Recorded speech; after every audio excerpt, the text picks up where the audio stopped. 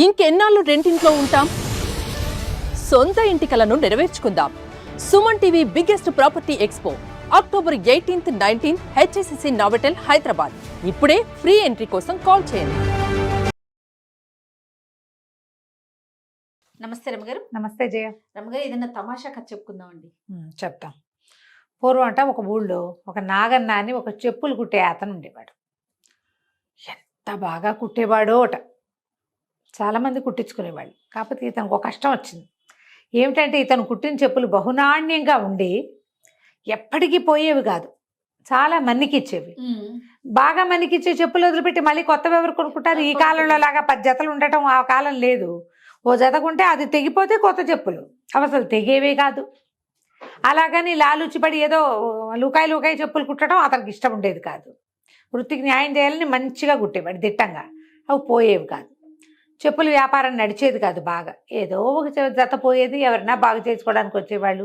కొట్లో చెప్పులు పేర్చుకుని అదిగాలుగా కూర్చుని ఉండేవాడు. అయితే ఏమైందట, ఒకసారి ఒక పొట్టి మరుగుజ్జు ఒక అతను వచ్చాడట. వచ్చి చెప్పులు తెగిపోయినాయి, బాగు చేయమన్నాడు. బాగు చేయమంటే బాగా పాతబడ్డాయి బాబు అన్నాడు అని చెప్పాడు నాగన్న. అవును, వాళ్ళందరూ కాదన్నారు, నువ్వేమైనా చేస్తావేమోనని నీ దగ్గరకు వచ్చాను అన్నాడు. అయితే అయిందిలేండి బాబు, కొత్తవి కొనుక్కోవచ్చు, కానీ ఇంకా మన్నే అవకాశం ఉంది. వేలు ఎక్కడ తెగింది కానీ మిగిలింది బాగానే ఉంది, నేను చేసి పెడతానని ఏం చేశాడు, మళ్ళీ అదంతా ఊడదీసి దానికి పై ఉంగటము ఆ పై పట్టి అన్నీ కొత్తవి మార్చిచ్చాడు. చెప్పులు కొనుక్కోండి, నేను ఇవి చేయను అని అనకంట. అతను చాలా సంతోషించి ఓ పావలా చేతులు పెట్టి అది భుజానికి ఒక సంచి ఉంది, సంచిలోంచి ఒక జత పావుకోళ్ళు లాంటి చెప్పులు తీసాడు బయటికి. ఇగో ఇవి నీకు బహుమతిగా ఇస్తున్నా, ఇంత చక్కగా బాగు చేసినందుకు. దుకాణంలో కనపడేలాగా పెట్టుకో, ₹1,00,00,000 వచ్చినా వీటి అమ్మద్దు, ఇవి నీ దగ్గర ఉంటే నీ వ్యాపారం బాగుంటుందని చెప్పాడు. అవి తమాషా షేపు, చుట్టూతా ఏదో నగిచి చెక్కినట్టుగా ఉండి చెక్కతో చేసిన పావుకోళ్ళు. పావుకోళ్ళు అంటే తెలుసా, ఇలా చెక్కలాగా ఉంటుంది, ఒక పిడి ఉంటుంది. ఇక రింగులు హుక్స్ ఏముండవు దానికి, ఒక పిడి. పెళ్లిళ్లలో పావుకోళ్ళు నడిపిస్తారు. ఈ పావుకోళ్ళని మనకి సన్యాసం పుచ్చుకునే వాళ్ళు వేసుకునే వాళ్ళు అనమాట. సరే, పెళ్లి కొడుకు ఎందుకు వేస్తారు రమ్మగారు? పెళ్లి కొడుకు వేయరు, కాశీ యాత్రకి వేయిస్తారు. కాశీ వెళ్ళిపోయే వాళ్ళు ఏమిటి, ఇంకా బ్రహ్మచారిగా ఆ జన్మాంతం బ్రహ్మచారిగా ఉండి కాశీలో చదువుకోవడానికి వెళ్ళిపోతారని కాశీ యాత్రకు పంపిస్తారు. తాత్కాలికమే కదా. ఇప్పుడు పావుకోళ్ళు లేవని కొత్త చెప్పులు వేసేస్తున్నారు. అవును, చెప్పులు వేసేస్తారు, బాటా చెప్పులు కొనుక్కొస్తే సరిపోతుంది, చాలు.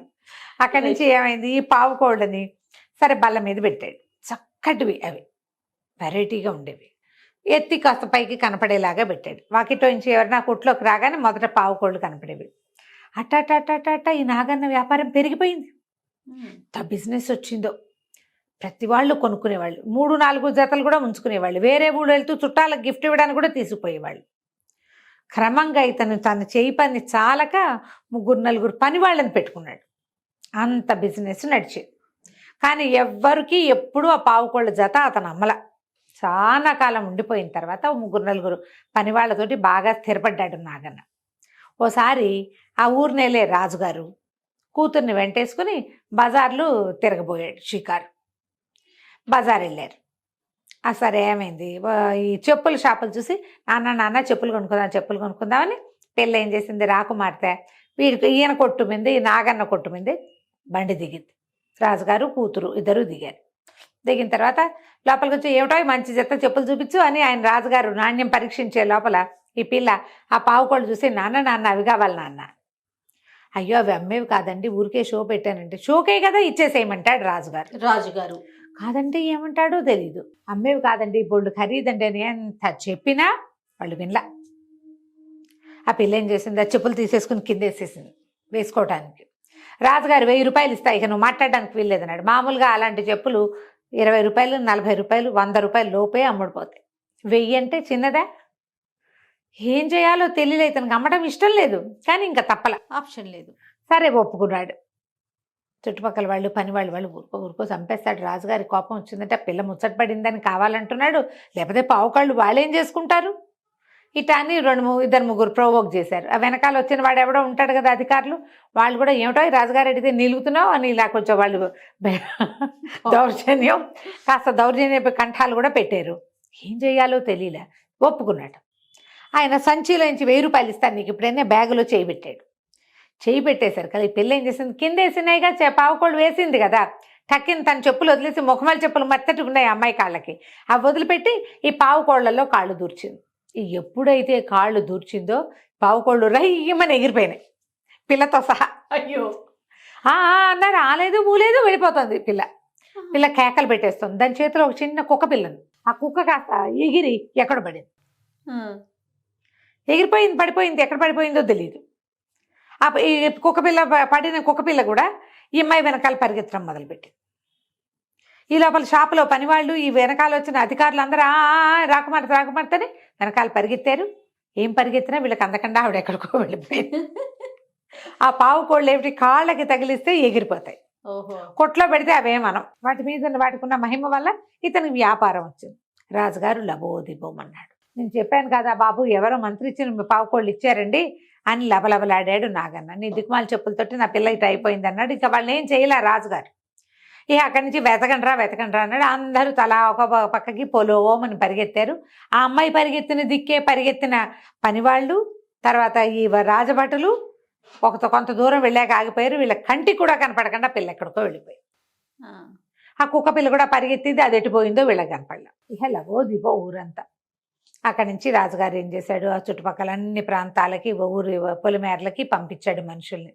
ఎక్కడైనా రాకుమార్తె చెప్పులతో ఎగిరిపోతూ కనపడుతున్నాను. లేదు 2 రోజులు గడిచిపోయింది. రాజుగారు కేకలు పెట్టాడు, నా పిల్లని ఎటకైనా దక్కించండి, అర్ధరాజ్యం ఇచ్చేస్తాను నేను. ఎవ్వరూ సాహసించలే ఆ పనికి. వెతుకుతున్నారు, వెతికితే ఏం దొరకదు. అక్కడి నుంచి వీడు ఈ నాగన్న గారి కొట్లో తిన్నడని ఒక కుర్రాడు ఉన్నాడు. ఓ 19-20 ఏళ్ళు ఉంటాయి. వాడు అన్నాడు, నేను వెళ్తానులే బాబు, వెతుకొస్తాను, చూద్దాం ఏమైనా మన అదృష్టం ఎటా ఉందోనని. వాడు అలా ఏ వైపు రాజకుమార్తె వెళ్ళిందో ఆ వైపుకి వెళ్ళగా ఏమీ కనపడలేదు. కానీ వీడికి ఒక చోట ఎట్లా చీకటి పడ్డాక ఏం కనపడింది అంటే, ఒక 3 యక్షులు నేల మీద అంటల్లా వాళ్ళ కాళ్ళు ఒక చోట నిలబడి వాళ్ళు 3 పొంగి దేనిటో చూస్తున్నారు. చూస్తుంటే వీడు దగ్గరికి వెళ్తే వాళ్ళు తప్పుకున్నారు. కింద ఒక కుక్క పిల్ల పడి ఉంది. ఈ యక్షులు 3 దాన్ని ఇట్లా తీయడానికి ట్రై చేస్తున్నారు. అది రావటల్లా భూమి మీద నుంచి లేస్తోంది, మళ్ళీ కోలబడిపోతుంది, తీయలేకపోతున్నారు. వాళ్ళు నేల మీద ఆనరు, చేత్తో పుచ్చుకొని ప్రయత్నం చేస్తున్నారు కానీ రావటం లేదు. అది ఈ తిన్నడు ఏం చేశాడు, వాళ్ళని తప్పుకోండి ఆ కుక్కను ఎత్తి ఒళ్ళో పెట్టుకున్నాడు. ఒళ్ళో పెట్టుకుంటే అదేమిటి రాజకుమార్తె చేతిలోంచి పడిపోయింది. చూసేసరికి దాని కాలు ఏమిటో అడ్డదిడ్డంగా విరిగిపోయింది, గాయం, నుంచోలేకపోతుంది. అది కాలు లేదు, కొంచెం చిన్నపిల్ల అది. వీడేం చేశాడు, తను వాడికి అంగీ లాంటిది ఏదో కట్టుకున్నాడు, చిన్న అంగాస్త్రం లాంటిది, ధోవతి లాంటిది, అది చింపి ఆ కాలు కొంచెం సరి చేసి దుమ్ము ధూళంతా దులిపేసేసి కట్టుకట్టి కొంచెం నిలబడేలాగా చేశాడు. ఆశ్చర్యపోయారు వీళ్ళు యక్షులు. ఊరిని వీడి దగ్గర ఏదో మాయమంత్రం ఉందే, భలే చేశాడు, నుంచోని కుక్క పిల్లని నుంచోబెట్టాడు. సరే పద నువ్వు కూడా మాతో పాటు మా రాజుగారి దగ్గరికి వెళ్దామని చెప్పేసి వెంబడి పెట్టుకు తీసుకెళ్ళేసరికి ఆ మంత్రాల రాజు దగ్గరికి వీళ్ళ యక్షుల రాజు దగ్గరికి తీసుకుపోయారు కుర్రాన్ని, కుక్కపిల్లని. వాళ్ళు చాలా సంతోషించారు, బోళ్ళు బహుమతులు ఇచ్చారు, భలే బాగా చేసేవన్నారు. అక్కడి నుంచి కుర్రాడు అడిగాడు, మరి రాజకుమార్తె చెప్పులతో సహా మాయమైపోయింది, ఏమైందంటే అది మా పరిధిలోకి రాదు, అది మంత్రాలది, మంత్రాల మరిడమ్మ ఒకటుంది, మరిడమ్మ దగ్గరికి వెళ్ళు అని చెప్పారు. దీన్ని వెతకడం కోసం నీకు ఒక మనిషిని తోడిస్తాం, రాకుమార్తెని వెతకడం కోసం. మరిడమ్మని వెతుక్కో, రాజకుమార్తెని వెతుక్కో. ఈ రాత్రికి ఇక్కడే పడుకొని రాత్రి కుర్రాన్ని చక్కగా భోజనం పెట్టి పడుకోబెట్టుకున్నారు. ఆ కుక్కను కూడా దగ్గరెట్టు పెట్టుకున్నారు. మర్నాడు పొద్దునే వీడు కుక్క, తిన్నడు, ఒక యక్షకుర్రాడు బయలుదేరారు. ముందు రాకుమార్తె వెళ్ళిన దారి వైపు అంతా నడవగా ఈ మంత్రాల మరిడమ్మ ఉన్న ప్రదేశానికి వెళ్ళారు. వెళ్ళేసరికి ఆ మరిడమ్మ ఏం చెప్పిందంటే, ఒరే నాయన, అవి మా చెప్పులే మంత్రాలవి, ఇవి కాళ్ళకి వేసుకునేవి కాదు. ఆ మరుగుజ్జువాడు తన చెప్పులు బాగు చేశాడన్న ప్రీతితోటి నాగన్నకి ఇచ్చాడు. ఈ పిల్ల పొగరవతి పిల్లేమో అవి వేసేసుకుంది. ఇప్పుడు ఎక్కడుందంటే ఇక్కడికి దూరంగా ఒక అడవిలో చిక్కు పడిపోయింది, ఏవో పట్టేసుకున్నాయి కాళ్ళకి. ఆ చిక్కు విడదీస్తే పారిపోతుంది, మళ్ళీ వెళ్ళిపోతుంది. ముందు అమ్మాయి నుంచి చెప్పులు విడదీశాక చిక్కు విడదీయాలి. ఒక చోట ఆగి ఉంది, లేకపోతే ఆ మంత్రాలలో ఏదో ఉంది అక్కడికి వెళ్ళిపోతుంది ఓహో. అని చెప్పింది. ఇప్పుడు మరి ఎట్టా చేయాలంటే ఈ ముసలం ఏం చేసింది, సరే లోపలికి వెళ్ళి ఏవో బోళ్ళని మంత్రాలు చదివి ఒక దారపోగు నేసి వీడి చేతిలో పెట్టింది. ఈ దారపోగుని అమ్మాయి కాళ్ళకి అడ్డం పడి వాటికి, అప్పుడు ఆ మంత్ర కట్టు విడిపోతుంది, చెప్పులు ఊడొస్తాయి. లేదా చెప్పులు కూడా ఊడరావు అమ్మాయి కాళ్ళ నుంచి. ఇది అడ్డం, ఈ మంత్రం దాటితే చెప్పులు ఊడతాయి. అప్పుడు చెప్పులు తీసేసి రాజకుమార్తెని సెపరేట్ చేసేసి సరిపోతుంది అనేసరికి సరే అని అన్నాడు. అక్కడి నుంచి అమ్మాయి ఎక్కడుందో ఈ మంత్రాల మరిడమ్మ చెప్పింది. అది చెప్పిన దాని ప్రకారం యక్ష కుర్రాడు, మన తిన్నడు, కుక్కపిల్ల ముగ్గురు బయలుదేరి వెతుక్కుంటూ వెళ్తే ఒక పెద్ద చీమల దూరని చిట్టడివి, కాకుల దూరని కారడివి ఉంది అక్కడ. అవి మర్రి చెట్టు, తర్వాత ఇంకేవో 5-6 చెట్లు పెనవేసుకుపోయి ఒక చోట అంతా చిక్కు చిక్కుగా ఉంది. ఆ చిక్కులో చిక్కుకుపోయింది అమ్మడు. చెప్పులు ఇరుక్కుపోయినాయి అందులో, అది దాటలేక నుంచుందనమాట అక్కడ. అక్కడి నుంచి వీడేం చేశాడు, అది పైగా అంత ఎత్తుగా ఏం లేదు, కిందే ఉంది. ఈ దారపోగు ఇచ్చింది కదా మా అమ్మ, ఆ దారపోగుని రాజకుమార్తె ముందు పడేసి కుక్క పిల్లని చూపించాడు.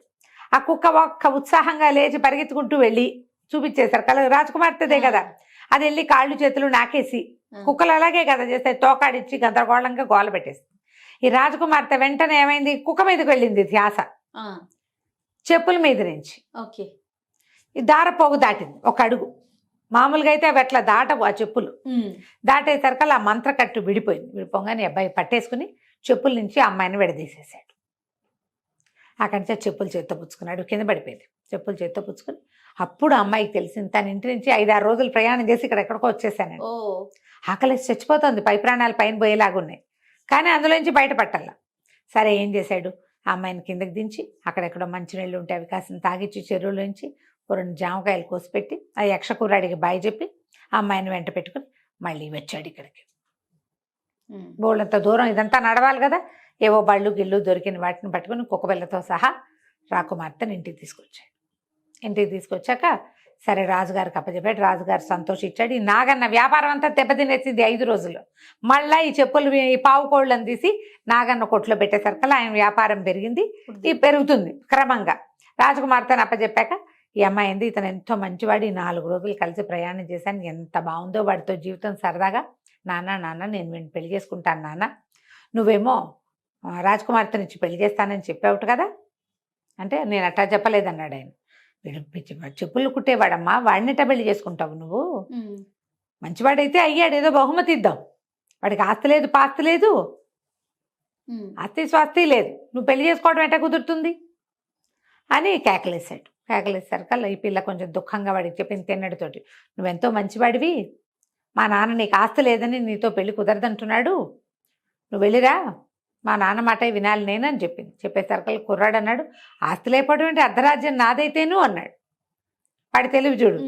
ఏం ప్రకటన చేశారు రాజుగారు, అర్ధరాజ్యం ఇస్తానని రాజుగారిని అడిగాడు. మీ అమ్మాయిని తెస్తే మీరు అర్ధరాజ్యం ఇస్తామన్నారు, నాది అర్ధరాజ్యం నాదైనప్పుడు నాకు ఆస్తి లేకపోవడం ఏంటి, మీ అమ్మాయిని ఇవ్వకపోవడం ఏమిటో సమాధానం చెప్పండి అని. ప్రజలంతా కూడా ఈ కుర్రాడి పక్షాన్ని వహించారు. పిల్లకి ఎలాగో వాడంటే ఇష్టంగా ఉంది. సరే ఇంకేం చేస్తారు, అర్ధరాజ్యం పంచి వాడికిచ్చి రాకుమార్తెని పెళ్లి చేశారు. ఆ తిన్నాడు, ఆ కొట్లో పనిచేసిన కుర్రాడు, వాడు పట్టుదలతోటి, ఇందులో వాడి తెలివి కంటే పట్టుదలే ఎక్కువగా ఉంది, చక్కగా రాకుమార్తెను సాధించుకున్నాడు. తర్వాత అర్ధరాజ్యాన్ని హాయిగా ఏలుకున్నాడు. కథ కంచికి మనం ఇంటికి. నమస్తే రమ్మ గారు. నమస్తే.